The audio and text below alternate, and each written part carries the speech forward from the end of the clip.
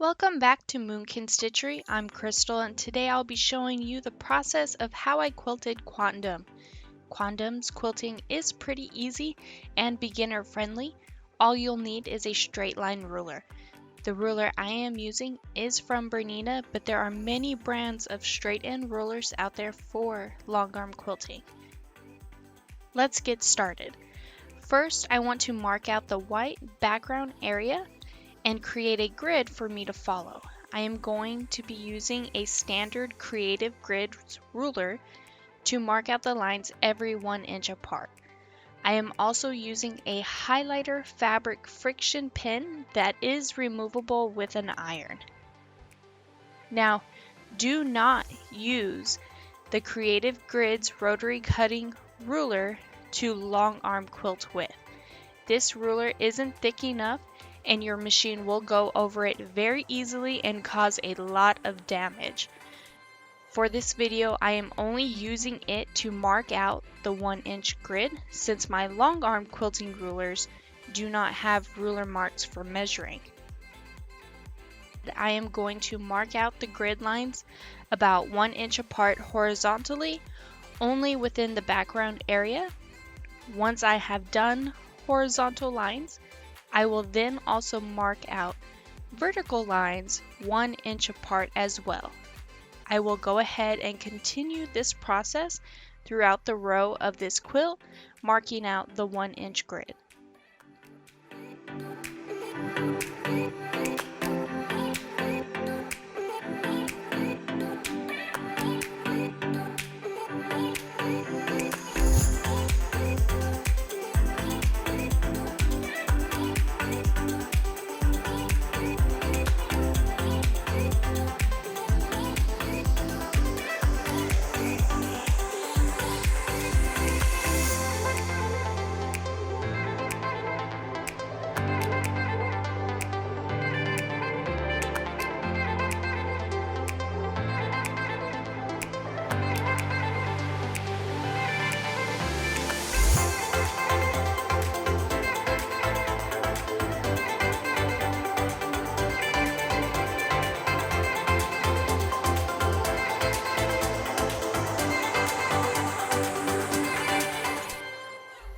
Once I finish marking the grid out, I will get my Bernina long arm straight edge ruler for quilting and start from the bottom left hand corner. I will move across horizontally to the right, stitching in the ditch. Then I'll move up the side of the main print fabric until I've hit my 1 inch register mark. And then I'll go ahead and move across horizontally to the left.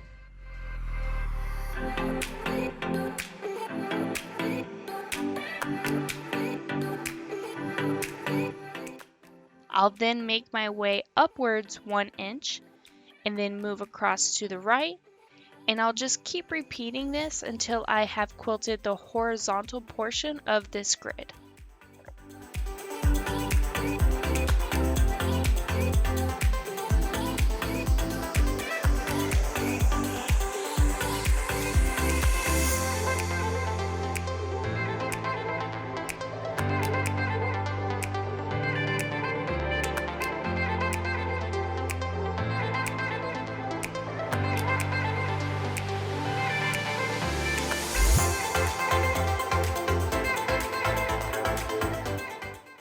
Once I've hit the top corner of the block, I'll make my way down the print side of the block until I am lined up with the vertical line I had marked out.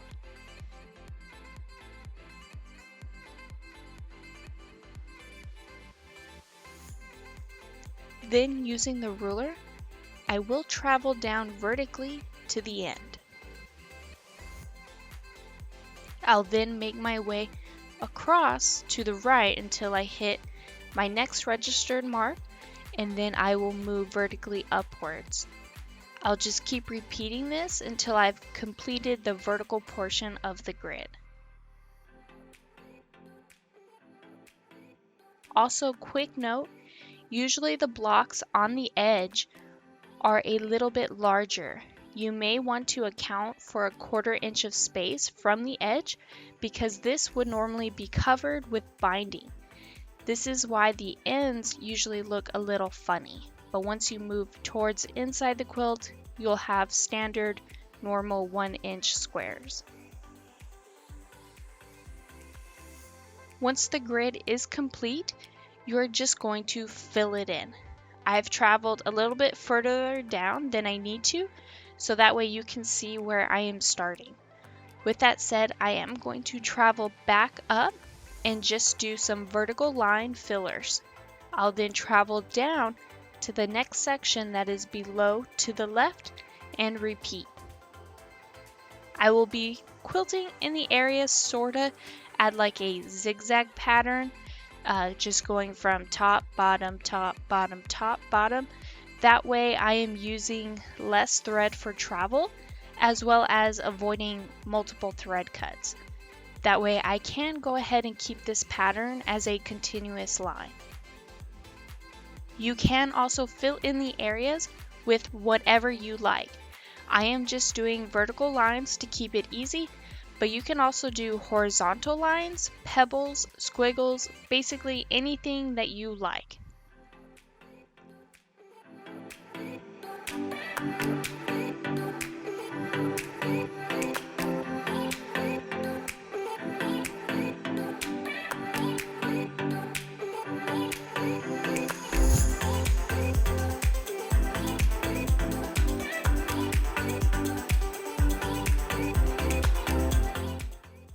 Once I have finished filling in the grid, I am just going to stitch in the ditch by traveling on the top print of the fabric, then make my way down vertically to the point.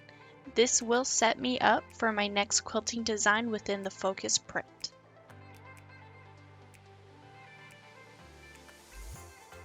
Now for the print areas, I want to do something very simple, and that is just quilting an echo of the same shape as the block.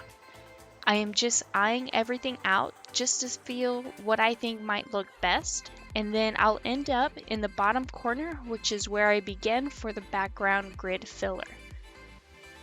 From then on, I will just repeat the steps onward until the quilt top is complete.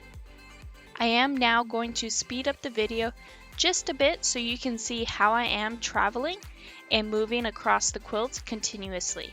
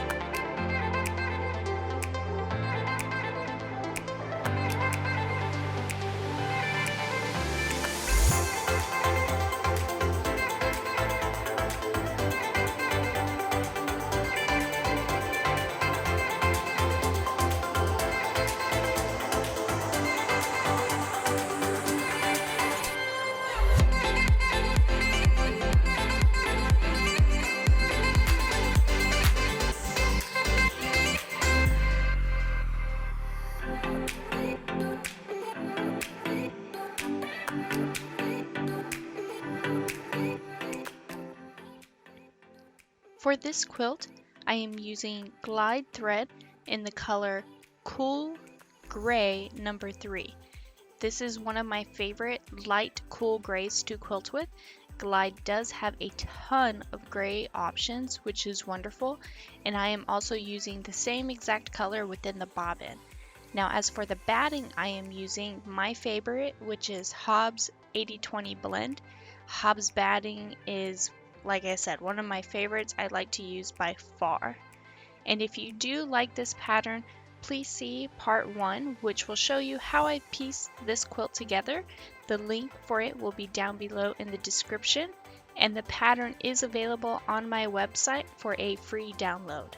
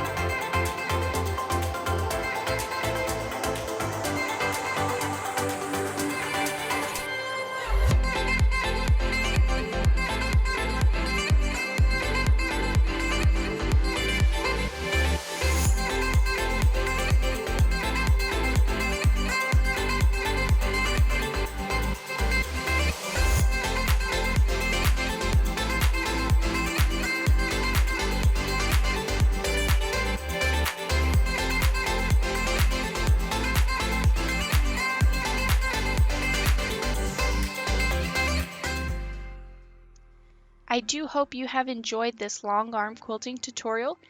If you could, please take a moment to like and subscribe to the channel. Hit the notification bell so you can be notified for your next project.